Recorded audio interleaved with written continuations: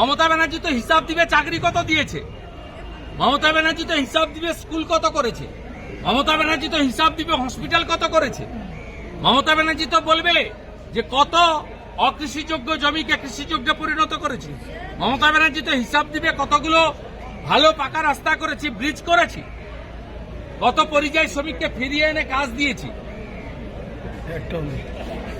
এখনো লক্ষ লক্ষ লোক কেন ভেলোরে কটকে যায় চিকিৎসা করতে, কেন 2,15,00,000 বেকার, কেন 60 লক্ষ পরিযায়ী শ্রমিক? মুখ্যমন্ত্রী 14 বছর পরে উনি তো বিরোধী নেত্রীর মতো কথাবার্তা বলছেন। এই রাস্তা নিয়ে যে উনি টুপি পরানোর মাস্টার, এবারে টুপি পরবে না, এবারে বাঁটনা মাত, এবারে যোগীজির যে স্লোগান বাঁটেঙ্গে তো কাটেঙ্গে, এবারে कोई बांटने वाला हिंदू नहीं है।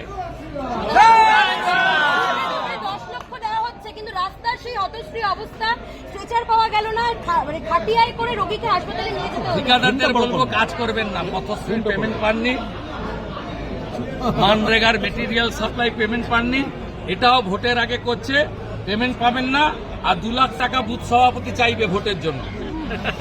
আমি আমার ঠিকাদার ভাই বোনেদের বলবো কাজ করবেন না, বিজেপি আসবে তারপরে কাজ করবে।